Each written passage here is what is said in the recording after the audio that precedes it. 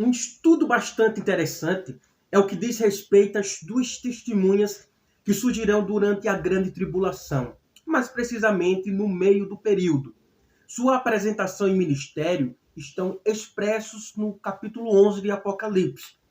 Junto com a visão do anjo e do livrinho do capítulo 10, formam um parêntese entre a sexta e a sétima trombeta. Quer saber mais sobre quem são as duas testemunhas do Apocalipse? Fica comigo até o final desse vídeo, que eu irei propalar uma revelação apoteótica e holofótica para o nosso conhecimento. E já te convido a se inscrever no meu canal, a curtir, comentar e principalmente compartilhar, para que possamos crescer na graça e no conhecimento. Quem são as duas testemunhas? Um texto bastante polêmico. Quanto à afirmação de que surgirão em meia tribulação, pode ser claramente evidenciado pelo versículo 2 do capítulo 11, já que há uma referência ao período final da tribulação, que é de 42 meses, a saber, 3 anos e meio, sendo cada mês de 30 dias, que é quando surgem as testemunhas. Seu ministério durará durante toda a segunda metade da grande tribulação. Darei as minhas testemunhas que profetizem por 1260 dias, vestidas de pano de saco. No versículo 3 você verá isso. Só que no final da grande tribulação terão concluído o propósito de anunciarem o evangelho do reino e os juízos divinos. A besta irá contra eles. Serão mortos, tendo seus corpos estirados em praça pública durante 3 dias e meio, até que Deus os ressuscite e os arrebate até o céu. Isso você verá no versículo 7 ao 11 do capítulo 11. Muitas teorias surgem quando se tenta identificá-los, porém o versículo 4 nos dá uma informação muito valiosa, pois revela de maneira simbólica que serão judeus, já que candeeiros e oliveiras estão totalmente ligados a Israel. E você verá isso em Zacarias, no capítulo 4.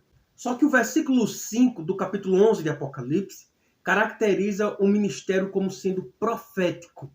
Elas têm autoridade para fechar o céu, para que não chova durante os dias em que profetizarem.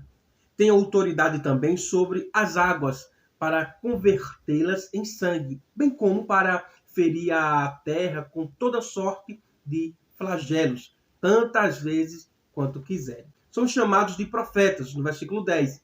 Só que o grande problema está em que vários escritores e comentaristas buscam uma identificação para estes, o que tem gerado uma série de especulações infundadas. Uns dizem ser Elias e Enoque, outros dizem ser Elias e Moisés. Porém, tudo se resume a 2 pontos básicos para que se chegue a esta suposição. O primeiro aspecto que leva a esta conclusão é o fato de Elias e Enoque terem sido arrebatados, portanto não morreram.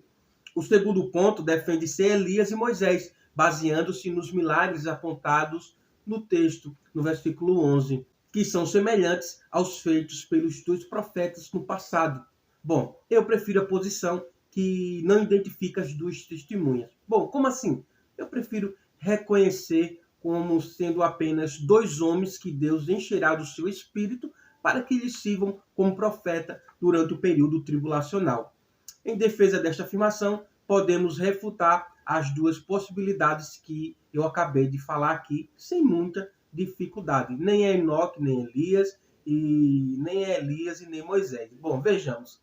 É pouco provável que sejam identificados como Elias e Enoque, porque o fato de terem sido arrebatados não os obriga a voltarem à terra para morrerem, baseando-se no texto de Hebreus, capítulo 9, versículo 27, ao homem está ordenado morrer uma única vez e logo após enfrentar o juízo de Deus. Pois se os temos como um tipo de igreja que há de ser arrebatada, temos que ter em mente que, da mesma forma, se nós formos arrebatados agora, também não provaríamos a morte física, excluindo a total necessidade de ressuscitarmos para morrermos e outra vez sermos levados por Cristo. Portanto, este argumento é totalmente inválido para estabelecermos esta identificação.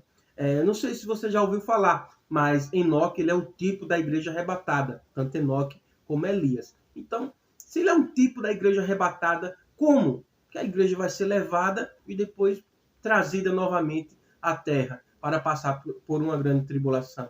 Você está entendendo o que eu estou falando? A identificação das testemunhas como sendo Elias e Moisés também não tem fundamento, pois, primeiro, a questão dos milagres serem semelhantes não prova nada, até porque durante a segunda metade da grande tribulação, 3 vezes são mencionados juízos sobre as águas e estas se tornando sangue. Veja Apocalipse, capítulo 8, versículo 8, capítulo 16, versículo 3 e o 4. Ou seja, a falta de água também é mencionada nas profecias sendo operada pelo próprio Deus. Em Apocalipse, capítulo 16, versículo 12, você verá isso. Abra sua Bíblia, também estou com ela aqui. Devemos ter em mente que quem opera o milagre é o Senhor Jesus. E ele não necessita trazer alguém à vida ou do passado para que seja realizado um prodígio. Segundo, também não serve como argumento a aparição dos dois no Monte da Transfiguração, como vemos em Mateus, capítulo 17, os versículos 1 ao 13. Pois aparecem em corpos glorificados, semelhante ao de Jesus, após a ressurreição. Só que é importante ressaltar que o propósito da transfiguração é confirmar a impecabilidade de Cristo, sua autoridade, visto que a lei e o profeta estão ali representados. O assunto em pauta na conversa foi sua morte em Jerusalém. Veja Lucas, capítulo 9, versículo 31. O que não os liga no caso de aparecerem juntos aos eventos escatológicos. Em outras palavras, uma coisa não tem nada a ver com outra. Mas Moisés ressuscitou. A minha Bíblia, em Josué capítulo 1, mostra que Moisés morreu. E nenhum texto na Bíblia nos mostra que ele ressuscitou. Mas é a transfiguração. Não tem nada a ver com o assunto aqui em pauta. Tá entendendo? Algo que tem trazido muita discussão está relacionado à futura vinda de Elias, profetizado em Malaquias, capítulo 4, versículos 5 e 6. Eis que eu vos enviarei o profeta Elias, antes que venha o grande e terrível dia do Senhor. Ele converterá o coração dos pais aos filhos e o coração dos filhos a seus pais, para que eu não venha e fira a terra com maldição. Bom, dentre muitas teorias a respeito do assunto, eu quero destacar apenas a que tem maior sustentação bíblica. Esta se baseia na afirmação de que João Batista não cumpriu esta profecia pelo fato de Israel não tê-lo aceitado. Vemos em Malaquias que a profecia acerca de João Batista está, de certa forma, dividida em 2 fases. Malaquias, capítulo 3, versículo 1, e o capítulo 4, versículos 5 e 6. Só que em Lucas, capítulo 1, versículo 17, mostra que o Elias predito não era o literal, mas sim alguém no espírito e poder de Elias. Esta preparação referia-se ao seu primeiro advento e foi confirmado o cumprimento desta profecia pelo próprio Jesus Cristo. Este é de quem está escrito: eis aí eu envio diante da tua face o meu mensageiro, o qual preparará o teu caminho diante de ti. Mateus capítulo 11, versículo 10. No entanto, o segundo ponto, em Malaquias capítulo 4, versículos 5 e 6, da profecia de Malaquias está totalmente relacionado ao dia do Senhor, o qual já sabemos que se refere à grande tribulação.